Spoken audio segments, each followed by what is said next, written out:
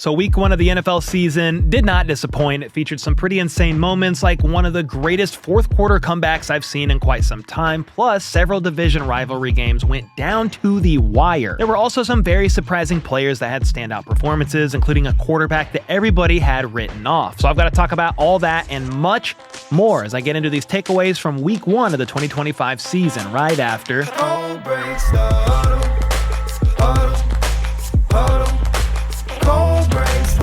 All right, first up, we've got to start with the insane Sunday Night Football game that just went down between the Buffalo Bills and the Baltimore Ravens.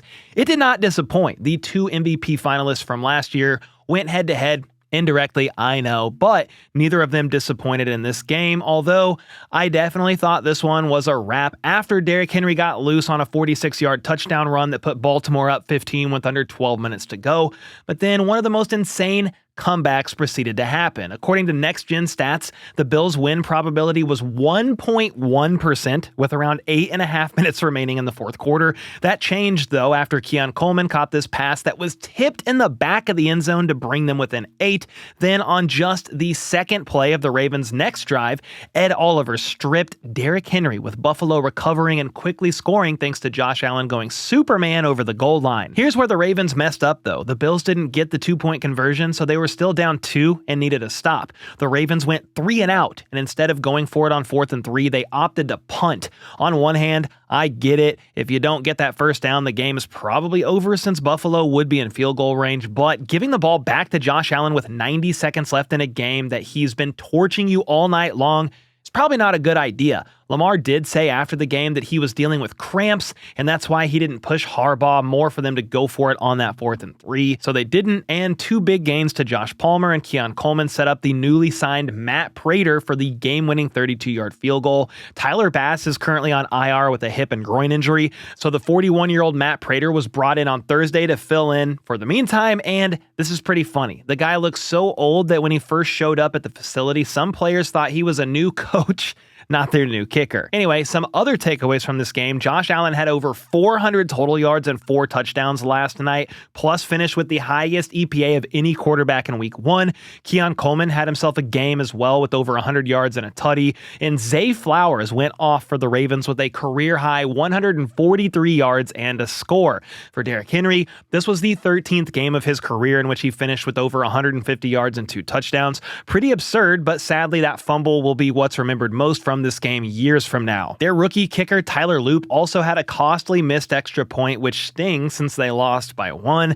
In fact, there was like 5 or 6 missed extra points week 1 by a bunch of kickers around the league, including Harrison Butker in Brazil. It's a pretty weird time for kickers, to be honest. Then get this, DeAndre Hopkins had one hell of a play in the third quarter, hauling in this touchdown with one hand. By the way, after that play, some idiot Bills fan tried slapping, well, he didn't try, he did slap DeAndre Hopkins and Lamar Jackson right on their helmets, but Lamar wasn't having it and shoved him back into his seat. The fan was ejected and I believe is never allowed at a game ever again. And I don't think Lamar will face any repercussions for that and probably shouldn't.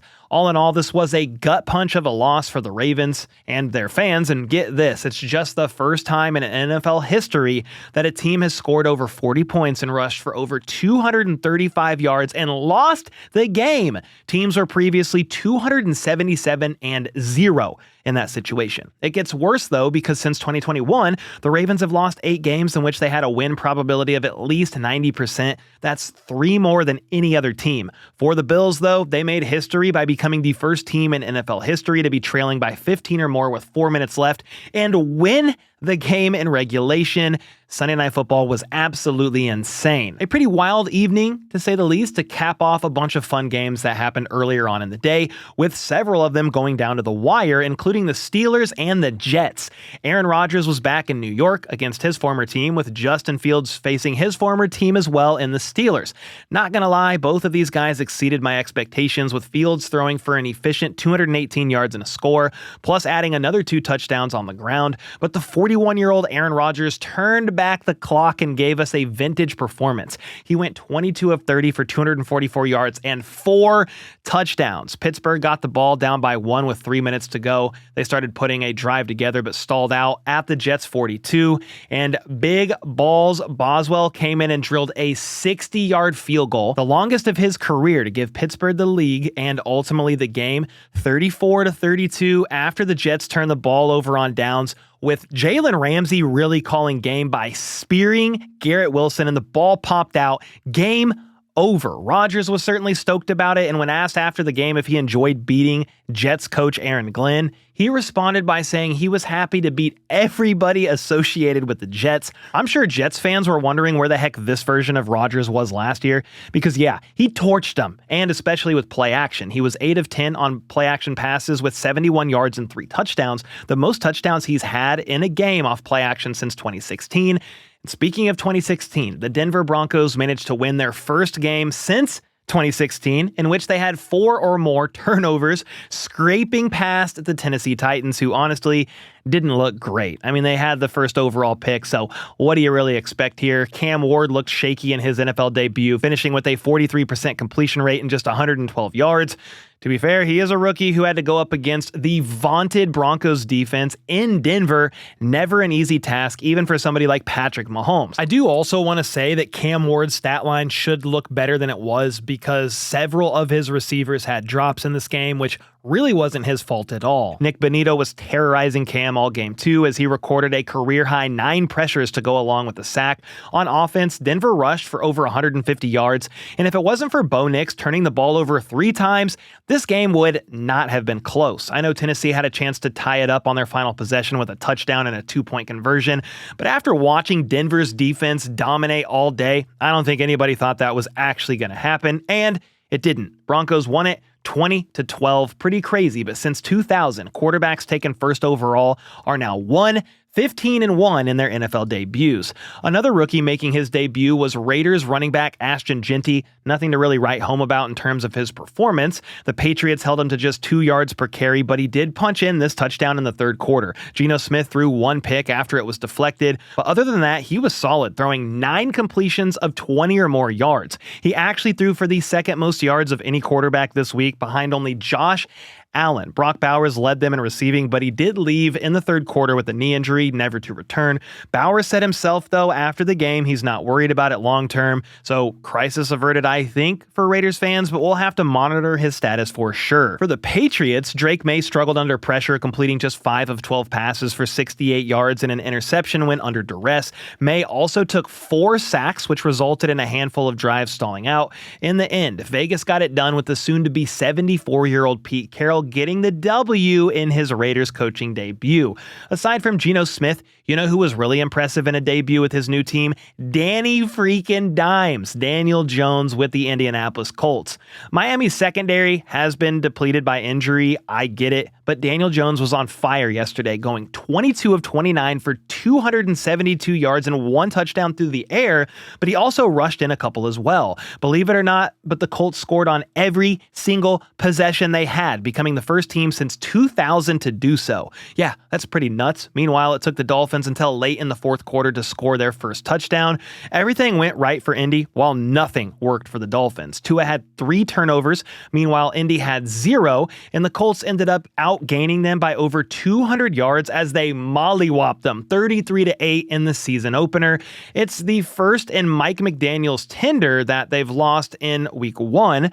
That team is not looking good right now. Again, it is just week 1, but if they don't get it figured out here sooner rather than later, I would imagine McDaniel's seat is going to start getting a little hot. Next up, the Bengals finally won a week 1 game for the first time since 2021.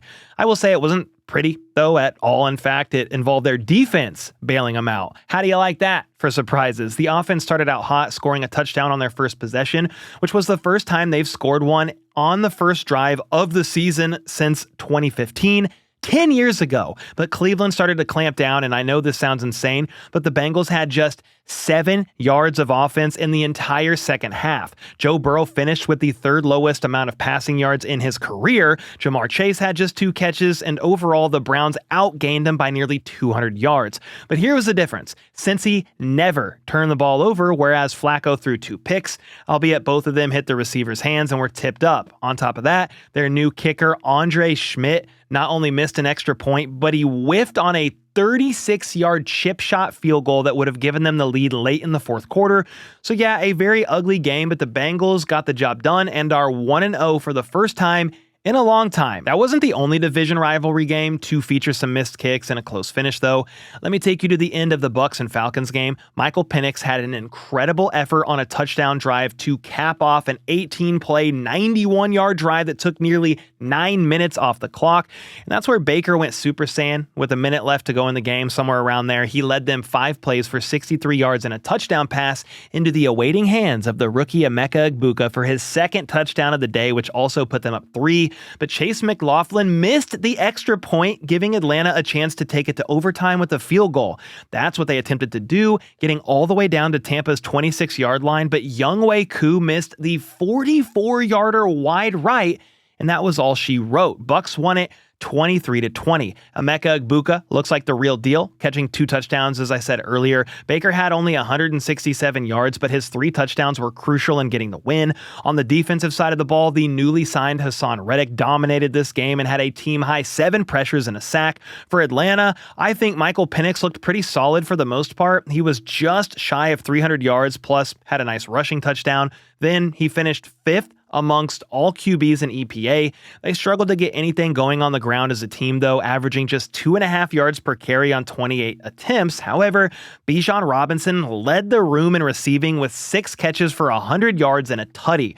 And I guess we'll keep going with the rivalries because the Niners and Seahawks also found themselves in a close one. With under 2 minutes remaining, Brock Purdy rolled out to his right and somehow connected with the tight end Jake Tonges in the back of the end zone. If my memory serves me right, he has never caught an NFL pass before this game, so pretty wild. Kittle ended up leaving with a hamstring injury, but Tonges stepped up here, and according to Next Gen Stats, this was the most improbable completion of the week with just a 14.7% chance. Pretty impressive, and so was Nick Bosa pushing the right tackle back into Sam Darnold, which caused a fumble down in the red zone and sealed the win for the Niners 17-13. CMC's calf appeared to be just fine as he had 31 touches for a combined 142 yards. Sam Darnold was pretty iffy in his debut, if I'm going to be honest. He obviously had that fumble at the end, but before that, had just 150 yards and no touchdowns. What's freaking nuts is that Jackson Smith-Njigba had 124 of those 150 passing yards, but he too lost a crucial fumble in 49ers territory, which obviously didn't help things. Robert Saleh and that defense did a great job of minimizing the explosive plays, keeping Darnold in check, of course, but also holding them to 84 yards rushing with their longest run going for only 9. And before I talk about the next game, it's worth noting that Kendrick Bourne just agreed to a 1-year deal to return to San Francisco today, so that'll be a nice bonus to their receiving room as they deal with injuries, because Jawan Jennings hurt his shoulder and, like Kittle, didn't finish out the game. But let's move on to another game involving an NFC West team, because the Rams found a way to pull out the win over Houston yesterday.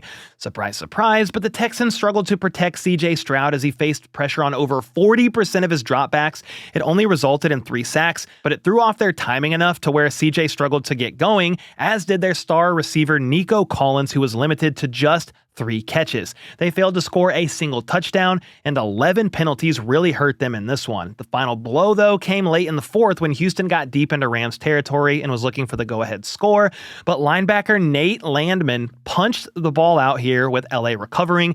That sealed it as the Rams walked away with the dub 14-9. Stafford did just enough to keep them in this one with 245 yards and a touchdown to tight end Davis Allen on the opening drive of the second half.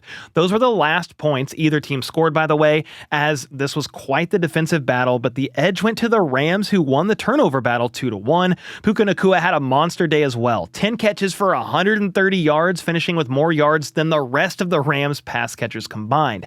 Every NFC West team but the Seahawks won on Sunday because the Cardinals took care of the Saints 20-13. It was actually a pretty clean game with 0 turnovers for either team, but the Saints had a whopping 13 penalties, which hurt them time and time again. Kyler Murray stood tall in the pocket, well, as tall as he could, because despite taking 5 sacks, he finished with a passer rating of 135.8 when just last year he had the 4th lowest passer rating against the blitz throughout the season. Budda Baker made an incredible play here to break the pass up. Had it been caught, this game would have gone to overtime, but the Cardinals walked away with the W. I thought Spencer Rattler looked okay at times. He was 27 of 46 for 214 yards and no scores, but no picks. So not terrible, but they need to get better at finishing some of those drives. Next up, the Packers handled the Lions yesterday with Micah Parsons making his debut at Lambeau Field. He only played 29 snaps, but he generated 3 pressures and had a pretty impressive sack on Jared Goff, chasing him down from behind. The Lions offense looked like a shell of themselves, though, without Ben Johnson and losing a couple linemen, Frank Ragnow and Kevin Zeitler up front. They scored just 1 touchdown on 4 red zone drives, with that being a pretty filthy one-handed grab by the rookie Isaac Tesla. But other than that, it was a struggle down there for sure, with Goff even throwing a pick in the red zone in the second quarter. And get this, Goff averaged just 3.3 air yards per completion, the 5th lowest of any game for him since joining the Lions in 2021. Give some credit to the Packers defense because they held Detroit to just 2.1 yards per carry and hit Lions ball carriers behind the line of scrimmage on 16 of 22 carries. That's nearly 73% of run plays. It's also by far the highest rate the Lions have allowed in a game under Dan Campbell. They also had just 4 explosive plays all game, which was their lowest explosive play rate in a game since week 6 of 2021. Good God. I know it's just week 1, but after seeing that game, I am concerned about that Lions offensive line this year. For Green Bay, they did enough on offense as Jordan Love connected with 10 different receivers and tossed a couple of tutties, with Josh Jacobs also rushing one in to help them get the divisional win over the Lions, 27-13. And real quick, here's 2 other games I didn't get into, but they were both not even close. The Commanders took care of the Giants 21-6, not allowing a single touchdown. Daniels had 301 yards from scrimmage and was flying around everywhere. And then the Jags destroyed the Panthers 26-10, with Travis Etienne going off for 143 yards. Liam Cohen transformed the Bucs run game last year, and now he might just do it again with Jacksonville. Oh, and if you're curious, Travis Hunter played a total of 45 snaps, with 39 coming on offense. On 6 targets, he finished with 4 catches and 22 yards, so a pretty quiet debut, all things considered, but I'm expecting him to get more and more involved as this season goes on. But hey, make sure to let me know what some of your biggest takeaways from week 1, minus Monday Night Football, of course, which I'll talk about in tomorrow's video. And with that, I'll see y'all next time.